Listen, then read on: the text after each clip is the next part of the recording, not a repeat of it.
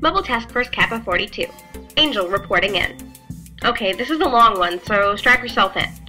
Item SCP-712. The Impossible Colors. Object Class: Safe. Special Containment Procedures. The light-generating apparatus designated SCP-712-1 is stored fully assembled in a secure storage room at Research Site 14. The room's air is to be HEPA filtered, and anyone entering must wear a clean room suit to minimize introduction of dust that could interfere with the optics of SCP-712-1.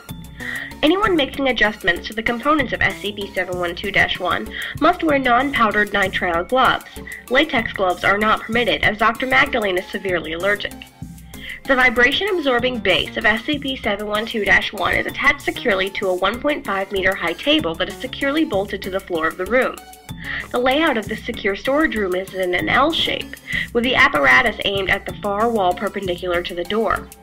No video recording devices are permitted in the room, and all cameras viewing the entrance are to be fitted with one Rattan 1990 filter and one linear polarizing filter with the axis of polarization oriented horizontally. The emitting lens of SCP-712-1 is aimed at the rear wall, and optical light should be kept behind the apparatus except during testing. An SWNT forest panel is in place in front of the emitting lights of SCP-712-1 as a component of the fail-secure system. The rear wall of the room is tiled with SWNT forest light-absorbing panels. 10 standard 300-watt metal halide floodlights are aimed at the target wall and are to be turned on no less than 1 hour before SCP-712-1 is connected to a power supply to ensure that the color temperature has stabilized at 5000 K.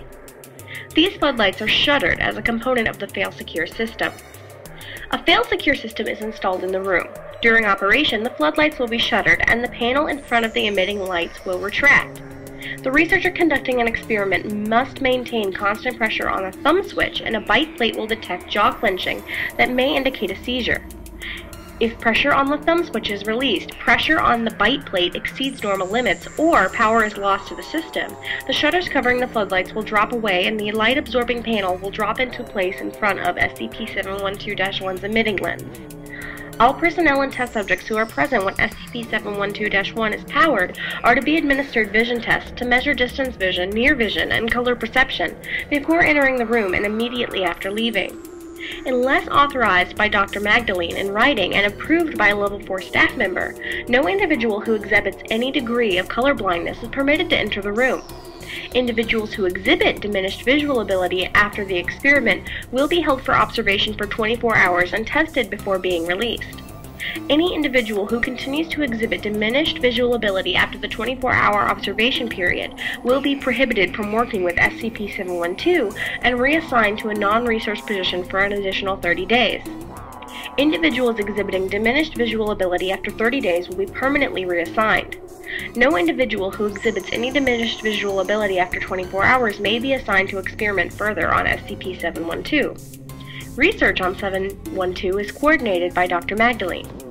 Description: SCP-712 is a pair of colors designated SCP-712-A and SCP-712-B, produced by the light-generating apparatus SCP-712-1.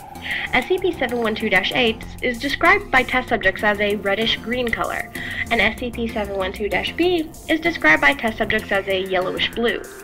While prior published research into impossible colors had achieved limited success by projecting one of the two component colors into each eye of the participants, SCP-712-A and SCP-712-B are each discrete colors. While the colors of SCP-712 can be perceived by human subjects, their wavelengths are expressed as imaginary numbers rather than wavelengths found in the visible spectrum. Specific information can be found in Dr. Magdalene's research notes. Subjects who view these colors report feelings of unease and awe, with neither corresponding to particular post-exposure effects. Approximately 26% of subjects experience no effects after viewing SCP-712. Approximately 74% of subjects experience diminished visual ability after viewing SCP-712. Approximately 95% of subjects who initially display diminished visual ability recover within 24 hours. Approximately 1% of subjects who experienced diminished visual ability after 24 hours did not recover. SCP-712-1 is a light-emitting apparatus that was removed from the laboratory of Dr. Magdalene at Nightingale University.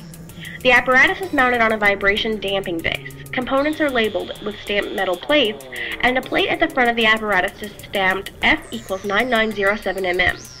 A cord with 4 wires protrudes from the power supply, which is labeled in permanent marker as 220-V.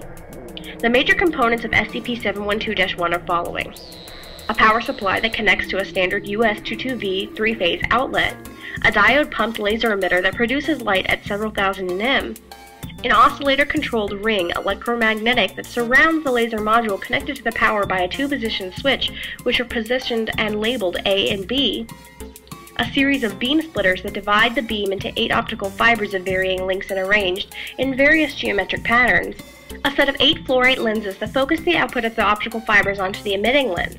Each lens is mounted on a unique keyed base and fits into one of the 2 slots labeled A or B. A 10cm lens made from a dense material with a refractive index. This element can be rotated around and is optical accessed by a metal peg attached to its edge that locks into 2 positions labeled A and B. This is the emitting lens of SCP-712-1. Do not make any adjustments to SCP-712-1 unless you have verified that the power is disconnected. If you feel the basic safety rules do not apply to you, I will be more than happy to reassign you to a position in which your risk of injury may be limited to paper cuts and writer's cramp. That's a direct quote from Dr. Magdalene herself.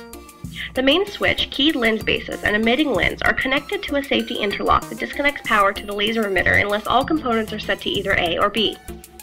Common effects of SCP-712. The following effects have been observed in subjects exposed to SCP-712. Perceived desaturation when viewing colors in the visible spectrum after viewing SCP-712. After viewing SCP-712-1A, subjects perceive desaturation of yellow and blue colors. After viewing SCP-712-1B, subjects perceive desaturation of red and green colors. This is the most commonly reported effect. Viewing SCP-712 has triggered severe migraine headaches with visual aura in subjects predisposed to migraines on several occasions. Diminished ability of the subject's eyes to focus visible wavelengths of light while retaining the ability to focus SCP-712 wavelengths. Temporary complete blindness to the visible spectrum has been observed in 2 subjects. Both subjects recovered within a 30-day observation period. And finally, Grand Mal Seizures. Before the recovery of SCP-712-1, Dr. Arthur Salvadino appeared to have suffered a Grand Mal seizure. During initial experimentation, 2 subjects diagnosed with epilepsy suffered seizures. Wow, that was a mouthful. I'm glad that's over with. Birthday time. Happy birthday to Agents Harris Borant, aka D-Class number 2160, and Dr. Amos Sinclair and Sakura Feng. You guys have some lengthy and hard to pronounce names. Good job. Stay safe, stay alert, and do your thing, Dr. Magdalene.